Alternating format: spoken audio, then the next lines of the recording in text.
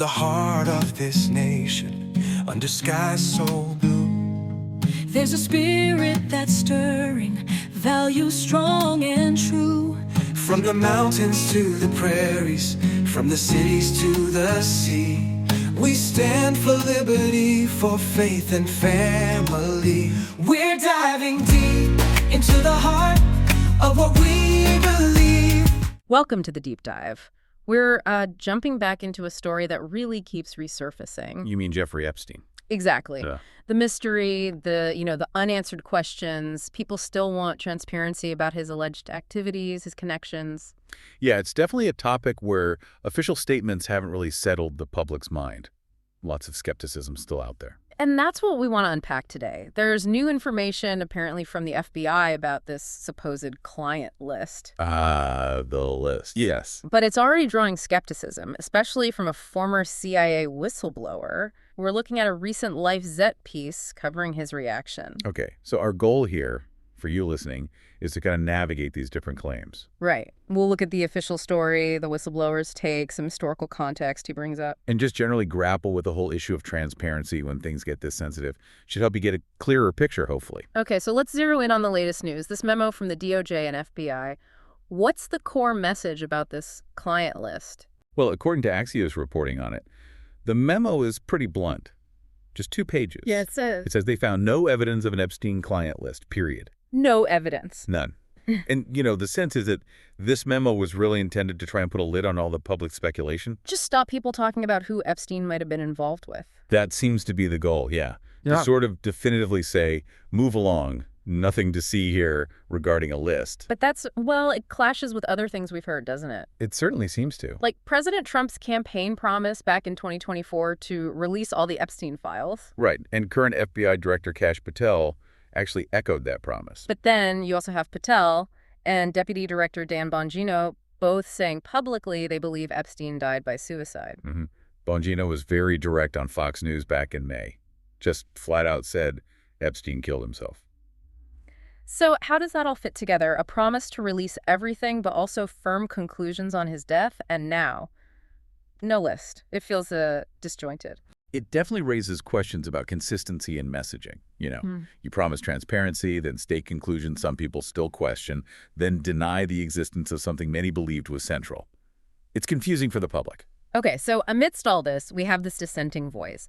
John Kiriakou, former CIA officer, whistleblower. What's his reaction to the FBI memo? Well, he was on Jesse Watters' primetime on Fox News, and Watters asked him straight up if the FBI's explanation adds up. And Kiriakou said, "No, I don't think this adds up." Just like that. Why not? What's his reasoning? His basic argument is pretty stark. He essentially said, we really don't know anything because the FBI doesn't want us to know anything. Wow.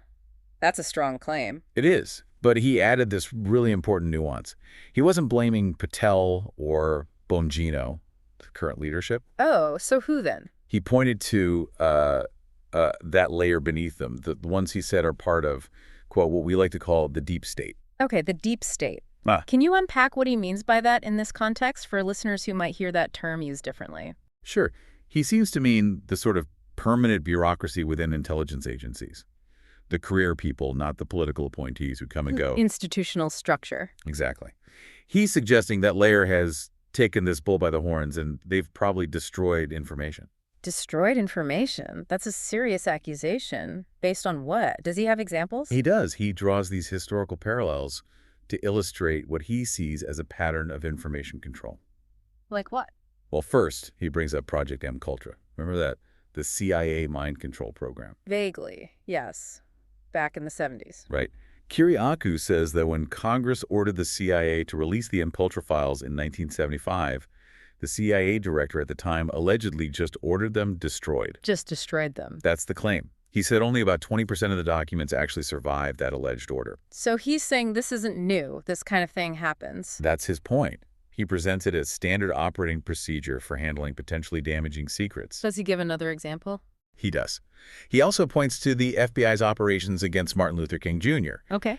And notes that information about those operations is still trickling out, 50 or 55 years later. Decades later. Yeah.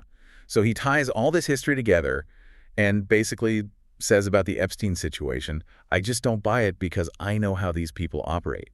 He sees a pattern. That historical perspective definitely makes the current situation seem more complicated. It does. Especially when you put the FBI's no evidence memo right next to what Attorney General Pam Bondi said back in February. What did she say again? She said, quote, "I've seen the list. I know what's in it." Right. Okay. Yeah. So she saw a list. Apparently. But she gave zero details, and whatever she saw hasn't been declassified or released. So FBI memo says no evidence of a list. A former AG says she's seen it.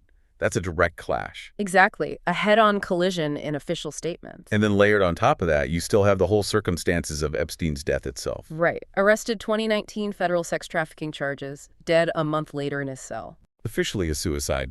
But as you mentioned, those irregularities. Malfunctioning cameras, guards reportedly not where they should be. All things that just kept the questions coming. And this new memo saying no list. Well, it just seems to have reignited skepticism from all sorts of people, officials, journalists, former intel folks. And renewed calls to just release everything. All the documents. Precisely. The demand for full transparency hasn't gone away. So looking at how the public is reacting, maybe drawing from the comments on that LifeZet article, what's the vibe? How are people making sense of this? It's really mixed, as you might expect. You definitely see some people dismissing the whole thing. Like just calling it a conspiracy or a soap opera? Yeah, that kind of thing. Right. You know, find something else to worry about. That sentiment is there. Okay. But what's the counter argument? Well, you see strong arguments on the other side, too. Like one commenter who basically said, look, if there are powerful people, deep state creatures, as they put it, who might have been involved with Epstein and are still influencing policy today. Then it absolutely still matters. Right. Then, quote, of course it still impacts the future of the United States. So some see it as vitally important, not just old news. And are people speculating why information might be hidden? Oh, absolutely. The speculation runs wild in those discussions. Yeah. Judges being paid off, blackmail, powerful names on a list they don't want public. Yeah. All those theories get floated. So wrapping this up, Yeah. we're basically left with this core tension, aren't we? Definitely. You've got the official line from government agencies, no list evidence, death was suicide, end of story, seems to be the message. But then you have these persistent questions, the contradictions like the Bondi statement and this deep skepticism, especially from insiders like Kiriakou pointing to historical patterns. Yeah, and the ongoing calls for just open the files. Let Yeah. people see for themselves. It really forces a tough question about who and what to trust when it comes to official information, especially on these really charged cases involving power and influence. Absolutely. It puts the burden of discernment squarely on the public. Which brings us to our final thought for you, the listener, something to think about after hearing all this. Given Kiriakou's historical examples of information control and the conflicting statements just within the Epstein case itself, How do you figure out what's true? How do you assess trustworthiness when you get these official statements on highly sensitive, maybe politically explosive topics? what does this whole situation suggest about information, about power, and about public trust in the world we live in today?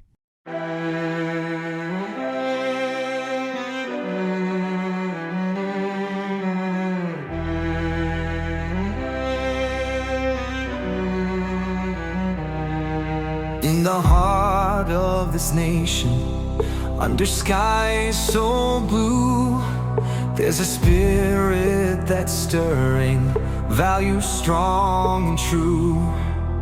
From the mountains to the prairies, from the cities to the sea, we stand for liberty, for faith and family. We're diving deep into the heart of what we believe. Conservative values in our souls, they're interweaved. With courage and with honor, we'll hold our ground. For freedom, for tradition, in this land we found. We cherish our Constitution, the words that set us free, the right to bear arms, to speak and to agree. We honor our forefathers who fought with steadfast might for the dream of a nation shining bright.